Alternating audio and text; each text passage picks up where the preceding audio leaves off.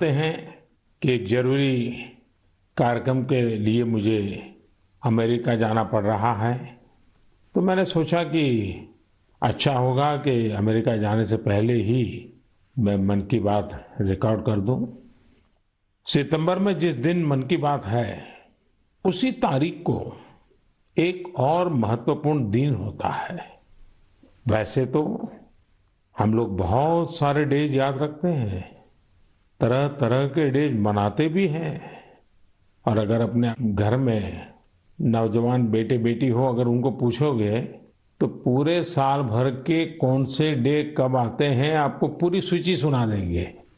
लेकिन एक और डे ऐसा है जो हम सबको याद रखना चाहिए, और ये डे ऐसा है जो भारत की परंपराओं से बहुत सुसंगत है। सदियों से जिस परंपराओं से हम जुड़े हैं उससे जोड़ने वाला है। ये है वर्ल्ड रिवर डे, यानी विश्व नदी दिवस।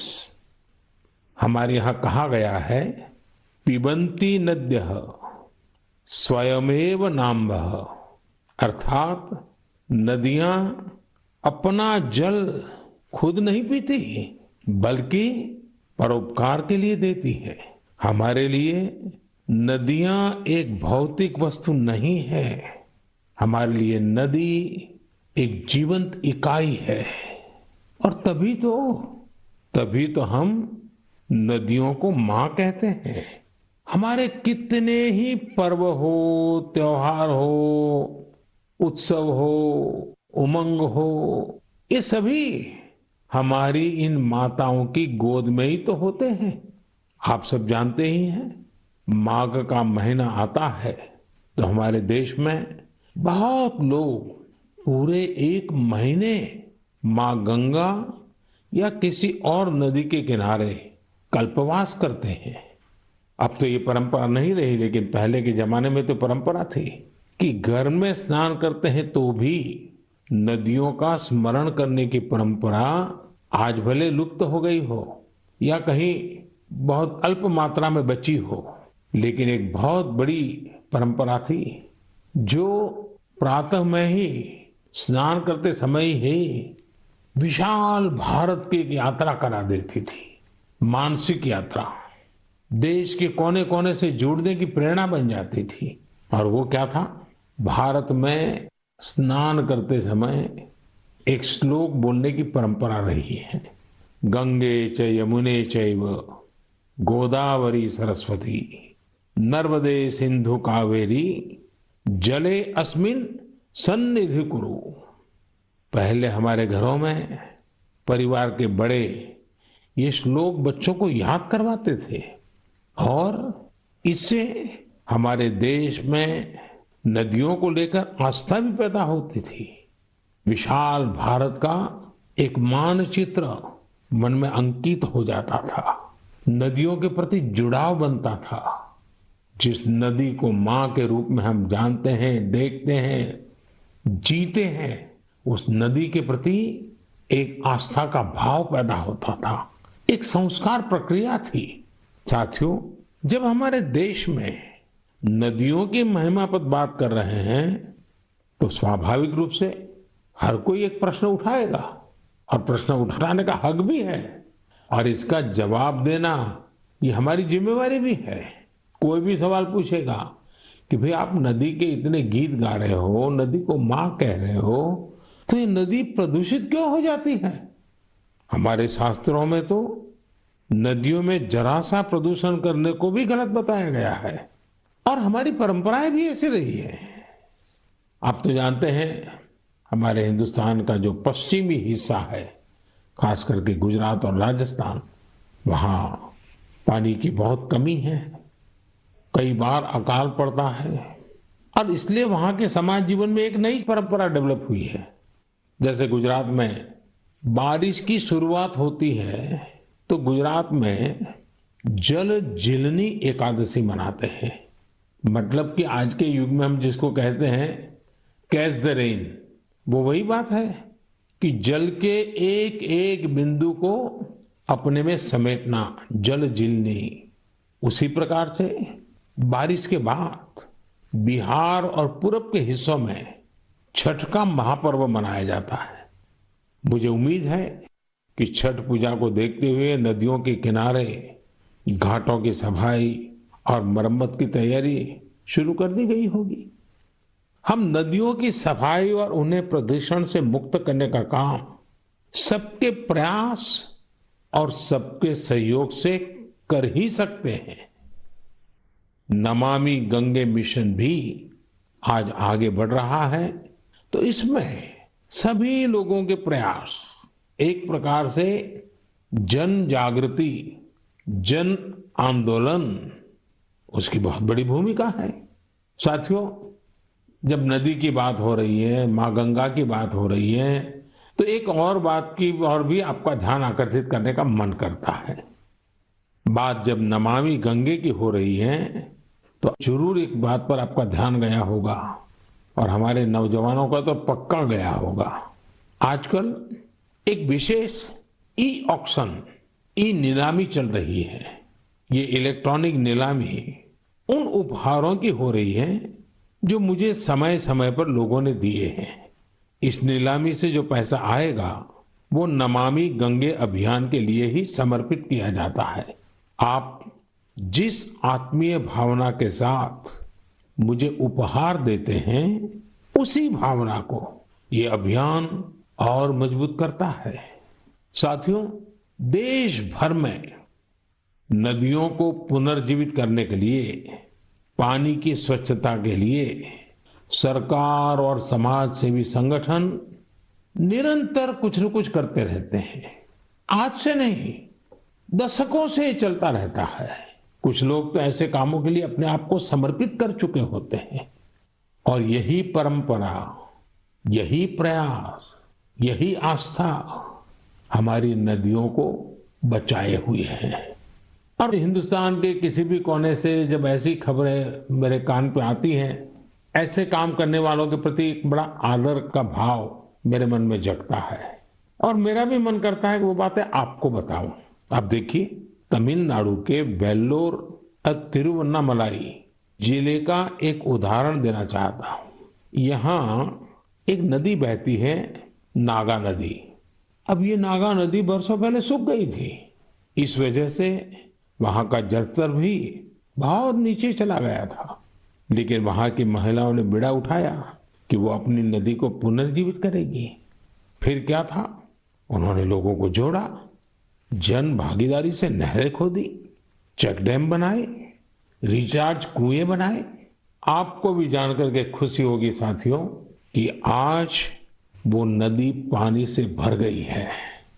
और जब नदी पानी से भर जाती है ना, तो मन को इतना सुकून मिलता है। मैंने प्रत्यक्ष इसका अनुभव किया है।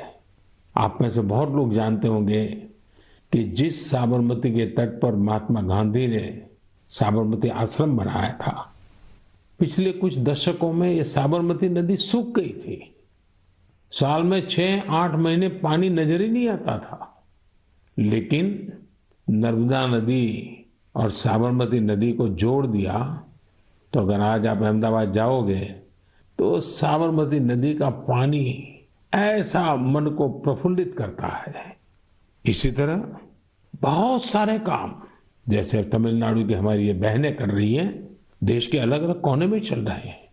मैं तो जानता हूं कई हमारे धार्मिक परंपरा से जुड़े हुए संत हैं, गुरुजन हैं, वे भी अपनी आध्यात्मिक यात्रा के साथ साथ पानी के लिए, नदी के लिए बहुत कुछ कर रहे हैं। कई नदियों के किनारे पेड़ लगाने का अभियान चला रहे हैं, तो कहीं नदियों में बह रहे गंदे पानी को रोका जा रहा है। साथियों, वर्ल्ड रिवर डे जब आज मना रहे हैं, तो इस काम से समर्पित सबकी मैं सराहना करता हूं, अभिनंदन करता हूं। लेकिन हर नदी के पास रहने वाले लोगों को, देशवासियों को मैं आग्रह करूंगा कि भारत में कोने कोने में साल में एक बार तो नदी उत्सव मनाना ही चाहिए। मेरे प्यारे देशवासियों, कभी भी छोटी बात को, छोटी चीज को छोटी मानने की गलती नहीं करनी चाहिए। छोटे छोटे प्रयासों से कभी कभी तो बहुत बड़े बड़े परिवर्तन आते हैं। और अगर महात्मा गांधी जी के जीवन की तरफ हम देखेंगे तो हम हर पल महसूस करेंगे कि छोटी छोटी बातों की उनके जीवन में कितनी बड़ी अहमियत थी और छोटी छोटी बातों को लेकर के बड़े बड़े संकल्पों को कैसे उन्होंने साकार किया था। हमारे आज के नौजवान को ये जरूर जानना चाहिए कि साफ सफाई के अभियान ने कैसे आजादी के आंदोलन को एक निरंतर ऊर्जा दी थी। ये महात्मा गांधी ही तो थे जिन्होंने स्वच्छता को जन आंदोलन बनाने का काम किया था। महात्मा गांधी ने स्वच्छता को स्वाधीनता के सपने के साथ जोड़ दिया था। आज इतने दशकों बाद स्वच्छता आंदोलन ने एक बार फिर देश को नए भारत के सपने के साथ जोड़ने का काम किया है और ये हमारी आदतों को बदलने का भी अभियान बन रहा है। और हम ये न भूलें कि स्वच्छता ये सिर्फ एक कार्यक्रम है। स्वच्छता ये पीढ़ी दर पीढ़ी संस्कार संक्रमण की एक जिम्मेवारी है और पीढ़ी दर पीढ़ी जब स्वच्छता का अभियान चलता है तब संपूर्ण समाज जीवन में स्वच्छता का स्वभाव बनता है। और इसलिए ये साल 2 साल एक सरकार दूसरी सरकार ऐसा विषय नहीं है।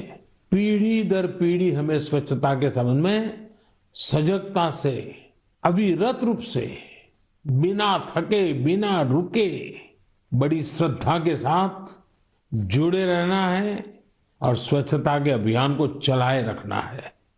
और मैंने तो पहले भी कहा था कि स्वच्छता ये पूज्य बापू को इस देश की बहुत बड़ी श्रद्धांजलि है और ये श्रद्धांजलि हमें हर बार देते रहना है, लगातार देते रहना है। साथियों, लोग जानते हैं कि स्वच्छता के संबंध में बोलने का मैं कभी मौका छोड़ता ही नहीं हूं और शायद इसीलिए हमारी मन की बात के एक श्रोता श्रीमान रमेश पटेल जी ने लिखा है, हमें बापू से सीखते हुए इस आजादी के अमृत महोत्सव में आर्थिक स्वच्छता का भी संकल्प लेना चाहिए। जिस तरह शौचालयों के निर्माण ने गरीबों की गरिमा बढ़ाई, वैसे ही आर्थिक स्वच्छता गरीबों को अधिकार सुनिश्चित करती है, उनका जीवन आसान बनाती है। अब आप जानते हैं, जनधन खातों को लेकर देश ने जो अभियान शुरू किया, इसकी वजह से आज गरीबों को उनके हक का पैसा सीधा सीधा उनके खाते में जा रहा है, जिसके कारण भ्रष्टाचार जैसी रुकावटों में बहुत बड़ी मात्रा में कमी आई है। ये बात सही है। आर्थिक स्वच्छता में टेक्नोलॉजी बहुत मदद कर सकती है।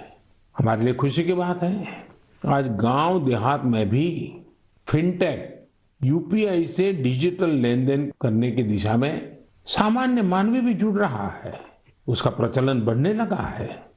आपको मैं एक आंकड़ा बताता हूं, आपको गर्व होगा। पिछले अगस्त महीने में एक महीने में यूपीआई से 355 करोड़ ट्रांजैक्शन हुए, यानी करीब करीब 350 करोड़ से ज्यादा ट्रांजैक्शन। यानी हम कह सकते हैं कि अगस्त के महीने में 350 करोड़ से ज्यादा बार डिजिटल लेन देन के लिए यूपीआई का इस्तेमाल किया गया है। आज एवरेज 6 लाख करोड़ रुपए से ज्यादा का डिजिटल पेमेंट यूपीआई से हो रहा है। इससे देश की अर्थव्यवस्था में स्वच्छता, पारदर्शिता आ रही है और हम जानते हैं अब फिनटेक का महत्व बहुत बढ़ रहा है। साथियों, जैसे बापू ने स्वच्छता को स्वाधीनता से जोड़ा था, वैसे ही खादी को आजादी की पहचान बना दिया था। आज आजादी के 75वें साल में हम जब आजादी के अमृत महोत्सव को मना रहे हैं, आज हम संतोष से कह सकते हैं कि आजादी के आंदोलन में जो गौरव खादी को था, आज हमारी युवा पीढ़ी खादी को वो गौरव दे रही है। आज खादी और हैंडलूम का उत्पादन कई गुना बढ़ा है। और उसकी मांग भी बढ़ी है। आप भी जानते हैं, ऐसे कई अवसर आए हैं जब दिल्ली के खादी शोरूम में एक दिन में 1 करोड़ रुपए से ज्यादा का कारोबार हुआ है। मैं भी फिर से आपको याद दिलाना चाहूंगा कि 2 अक्टूबर पूज्य बापू की जन्म जयंती पर हम सब फिर से एक बार एक नया रिकॉर्ड बनाए। आप अपने शहर में जहां भी खादी बिकती हो, हैंडलूम बिकता हो, हैंडीक्राफ्ट बिकता हो, और दिवाली का त्योहार सामने है, त्योहारों के मौसम के लिए खादी, हैंडलूम, कुटीर उद्योग से जुड़ी आपकी हर खरीदारी वोकल फॉर लोकल इस अभियान को मजबूत करने वाली हो, पुराने सारे रिकॉर्ड तोड़ने वाली हो। साथियों, अमृत महोत्सव के इसी कालखंड में देश में आजादी के इतिहास की अनकही गाथाओं को जन जन तक पहुंचाने का एक अभियान भी चल रहा है। और इसके लिए नवोदित लेखकों को, देश के और दुनिया के युवाओं को आह्वान किया गया था। इस अभियान के लिए अब तक 13,000 से ज्यादा लोगों ने अपना रजिस्ट्रेशन किया है, और वो भी 14 अलग अलग भाषाओं में। और मेरे लिए खुशी की बात यह भी है कि 20 से ज्यादा देशों में कई अप्रवासी भारतीयों ने भी इस अभियान से जुड़ने के लिए अपनी इच्छा जताई है। एक और बहुत दिलचस्प जानकारी है, करीब 5,000 से ज्यादा नए नवोदित लेखक आजादी के जंग की कथाओं को खोज रहे हैं। उन्होंने जो अनसंग हीरोज हैं, जो अनामी हैं, इतिहास के पन्नों पे जिनके नाम नजर नहीं आते हैं, ऐसे अनसंग हीरोज पर, थीम पर, उनके जीवन पर, उन घटनाओं पर कुछ लिखने का बीड़ा उठाया है। यानी देश के युवाओं ने ठान लिया है कि उन स्वतंत्र सेनानियों के इतिहास को भी देश के सामने लाएंगे जिनकी गत 75 वर्ष में कोई चर्चा तक नहीं हुई है। सभी श्रोताओं से मेरा आग्रह है, शिक्षा जगत से जुड़े सबसे मेरा आग्रह है, आप भी युवाओं को प्रेरित करें, आप भी आगे आएं। और मेरा पक्का विश्वास है कि आजादी के अमृत महोत्सव में इतिहास लिखने का काम करने वाले लोग इतिहास बनाने भी वाले हैं। मेरे प्यारे देशवासियों, सियाचिन ग्लेशियर के बारे में हम सभी जानते हैं। वहां की ठंड ऐसी भयानक है जिसमें रहना आम इंसान के बस की बात ही नहीं है। दूर दूर तक बर्फ ही बर्फ, और पेड़ पौधों का तो नामो निशान नहीं है। यहाँ का तापमान -60 डिग्री तक भी जाता है। कुछ ही दिन पहले सियाचिन के इस दुर्गम इलाके में 8 दिव्यांग जनों की टीम ने जो कमाल कर दिखाया है, वो हर देशवासी के लिए गर्व की बात है। इस टीम ने सियाचिन ग्लेशियर की 15,000 फीट से भी ज्यादा की ऊंचाई पर स्थित कुमार पोस्ट पर अपना परचम लहराकर वर्ल्ड रिकॉर्ड बना दिया है। शरीर की चुनौतियों के बावजूद भी हमारे इन दिव्यांगों ने जो कारनामा कर दिखाया है, वो पूरे देश के लिए प्रेरणा है। और जब इस टीम के सदस्यों के बारे में जानेंगे तो आप भी मेरी तरह हिम्मत और हौसले से भर जाएंगे। इन जाबाज दिव्यांगों के नाम हैं महेश नेहरा, उत्तराखंड के अक्षत रावत, महाराष्ट्र के पुष्पक गवांडे, हरियाणा के अजय कुमार, लद्दाख के लोब्सांग चोस्पेल, तमिलनाडु के मेजर द्वारकेश, जम्मू कश्मीर के इरफान अहमद मीर और हिमाचल प्रदेश की चोंजिन एंगमो। सियाचिन ग्लेशियर को फतह करने का यह ऑपरेशन भारतीय सेना के विशेष बलों के वेटरन्स की वजह से सफल हुआ है। मैं इस ऐतिहासिक और अभूतपूर्व उपलब्धि के लिए इस टीम की सराहना करता हूं। यह हमारे देशवासियों के can do culture can do determination, can do attitude के साथ हर चुनौती से निपटने की भावना को भी प्रकट करता है। साथियों, आज देश में दिव्यांग जनों के कल्याण के लिए कई प्रयास हो रहे हैं। मुझे उत्तर प्रदेश में हो रहे ऐसे ही एक प्रयास वन टीचर वन कॉल के बारे में जानने का मौका मिला। बरेली में यह अनूठा प्रयास दिव्यांग बच्चों को नई राह दिखा रहा है। इस अभियान का नेतृत्व कर रही हैं डभौरा गंगापुर में एक स्कूल की प्रिंसिपल दीपमाला पांडे जी। कोरोना काल में इस अभियान के कारण न केवल बड़ी संख्या में बच्चों का एडमिशन संभव हो पाया, बल्कि इससे करीब 350 से अधिक शिक्षक भी सेवा भाव से जुड़ चुके हैं। ये शिक्षक गांव-गांव जाकर दिव्यांग बच्चों को पुकारते हैं, तलाशते हैं और फिर उनका किसी न किसी स्कूल में दाखिला सुनिश्चित कराते हैं।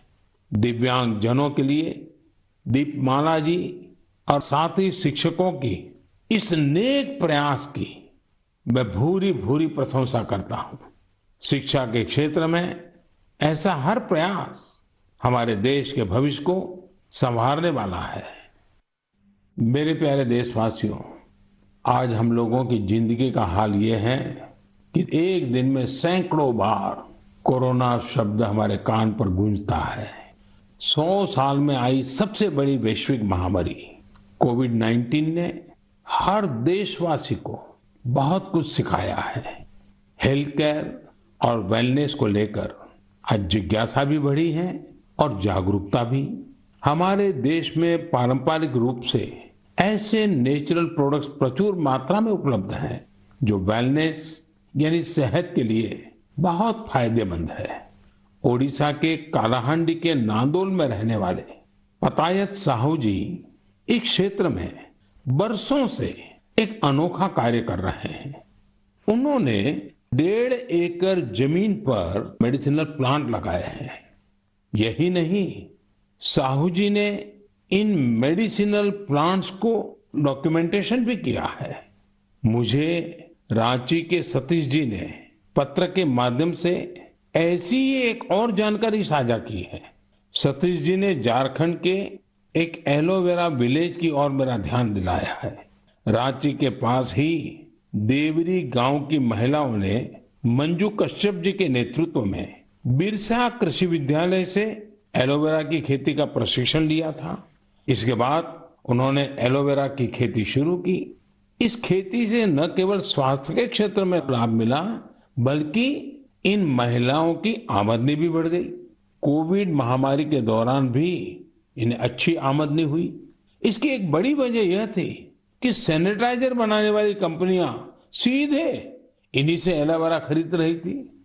आज इस कार्य में करीब 40 महिलाओं की टीम जुटी है और कई एकड़ में एलोवेरा की खेती होती है।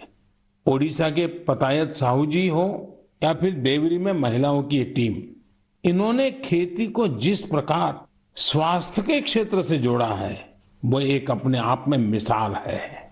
साथियों, आने वाली 2 अक्टूबर को लाल बहादुर शास्त्री जी की भी जन्म जयंती होती है।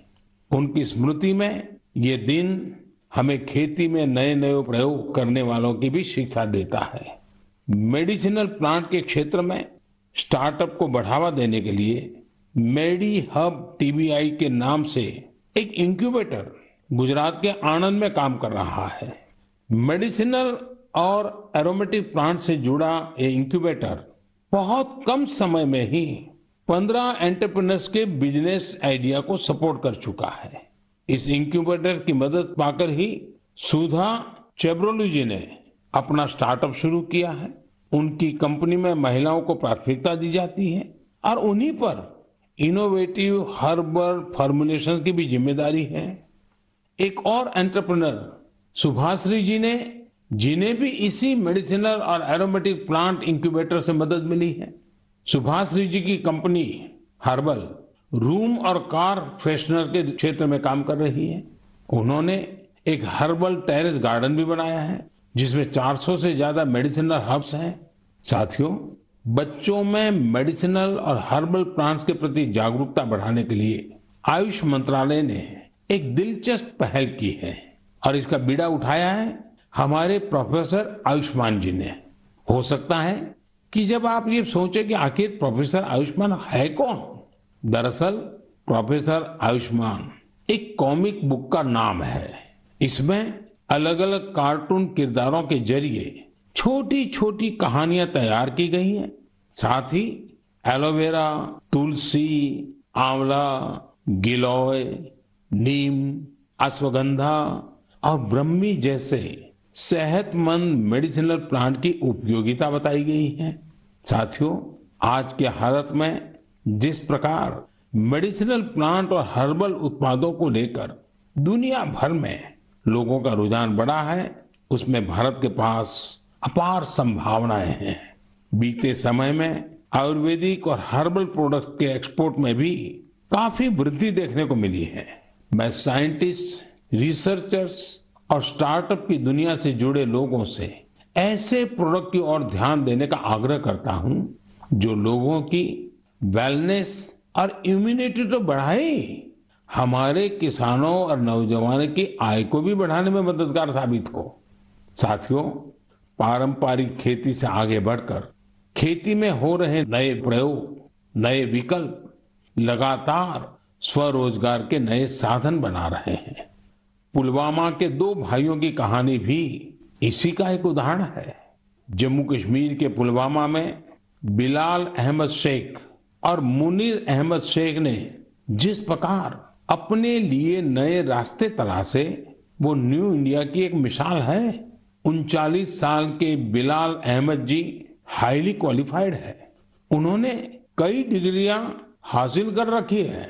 अपनी उच्च शिक्षा से जुड़े अनुभवों का इस्तेमाल आज वो कृषि में खुद का स्टार्टअप बनाकर कर रहे हैं। बिलाल जी ने अपने घर पर ही वर्मी कंपोस्टिंग की यूनिट लगाई है।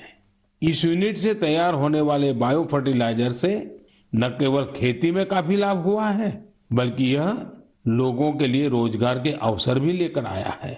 हर साल इन भाइयों की यूनिट से किसानों को करीब 3000 क्विंटल वर्मी कंपोस्ट मिल रहा है। आज उनकी इस वर्मी कंपोस्टिंग यूनिट में 15 लोग काम भी कर रहे हैं। उनकी इस यूनिट को देखने के लिए बड़ी संख्या में लोग पहुंच रहे हैं और उनमें ज्यादातर ऐसे युवा होते हैं जो कृषि क्षेत्र में कुछ करना चाहते हैं। पुलवामा के शेख भाइयों ने जॉब सीकर बनने की जगह जॉब क्रिएटर बनने का संकल्प लिया और आज वो जम्मू कश्मीर ही नहीं बल्कि देश भर के लोगों को नई राह दिखा रहे हैं। मेरे प्यारे देशवासियों, 25 सितंबर को देश की महान संतान पंडित दीनदयाल उपाध्याय जी की जन्म जयंती होती है। दीनदयाल जी पिछली सदी के सबसे बड़े विचारकों में से एक है। उनका अर्थदर्शन, समाज के सशक्त करने के लिए उनकी नीतियां, उनका दिखाया अंत्योदय का मार्ग आज भी जितना प्रासंगिक है उतना ही प्रेरणादायी भी है। 3 साल पहले 25 सितंबर को उनकी जन्म जयंती पर ही दुनिया की सबसे बड़ी health assurance scheme Ayushman Bharat योजना लागू की गई थी। आज देश के 2-2.25 करोड़ से अधिक गरीबों को आयुष्मान भारत योजना के तहत अस्पताल में 5 लाख रुपए तक का मुफ्त इलाज मिल चुका है। गरीब के लिए इतनी बड़ी योजना दीनदयाल जी के अंत्योदय दर्शन को ही समर्पित है। आज के युवा अगर उनके मूल्यों और आदर्शों को अपने जीवन में उतारे तो ये उनके बहुत काम आ सकता है। एक बार लखनऊ में दीनदयाल जी ने कहा था, कितनी अच्छी अच्छी चीजें, अच्छे अच्छे गुण हैं, ये सब हमें समाज से ही तो प्राप्त होते हैं। हमें समाज का कर्ज चुकाना है, इस तरह का विचार करना ही चाहिए। यानी दीनदयाल जी ने सीख दी कि हम समाज से, देश से इतना कुछ लेते हैं, जो कुछ भी है वो देश की वजह से ही तो है। इसलिए देश के प्रति अपना ऋण कैसे चुकाएंगे, इस बारे में सोचना चाहिए। ये आज के युवाओं के लिए बहुत बड़ा संदेश है। साथियों, दीनदयाल जी के जीवन से हमें कभी हार न मानने की भी सीख मिलती है। विपरीत राजनीतिक और वैचारिक परिस्थितियों के बावजूद भारत के विकास के लिए स्वदेशी मॉडल के विजन से वे कभी डिगे नहीं। आज बहुत सारे युवा बने बनाए रास्तों से अलग होकर आगे बढ़ना चाहते हैं। वे चीजों को अपनी तरह से करना चाहते हैं। दीनदयाल जी के जीवन से उन्हें काफी मदद मिल सकती है। इसलिए युवाओं से मेरा आग्रह है कि उनके बारे में जरूर जानें। मेरे प्यारे देशवासियों, हमने आज बहुत से विषयों पर चर्चा की। जैसा हम बात भी कर रहे थे, आने वाला समय त्योहारों का है। पूरा देश मर्यादा पुरुषोत्तम श्री राम की असत्य पर विजय का पर्व भी मनाने वाला है। लेकिन इस उत्सव में हमें एक और लड़ाई के बारे में याद रखना है, वो है देश की कोरोना से लड़ाई। टीम इंडिया इस लड़ाई में रोज नए रिकॉर्ड बना रही है। वैक्सीनेशन में देश ने कई ऐसे रिकॉर्ड बनाए हैं जिसकी चर्चा पूरी दुनिया में हो रही है। इस लड़ाई में हर भारतवासी की अहम भूमिका है। हमें अपनी बारी आने पर वैक्सीन तो लगवानी ही है, पर इस बात का भी ध्यान रखना है कि कोई इस सुरक्षा चक्र से छूट न जाए। अपने आसपास जिसे वैक्सीन नहीं लगी है उसे भी वैक्सीन सेंटर तक ले जाना है। वैक्सीन लगने के बाद भी जरूरी प्रोटोकॉल का पालन करना है। मुझे उम्मीद है इस लड़ाई में एक बार फिर टीम इंडिया अपना परचम लहराएगी। हम अगली बार कुछ और विषयों पर मन की बात करेंगे। आप सभी को, हर देशवासी को त्योहारों की बहुत बहुत शुभकामनाएं। धन्यवाद।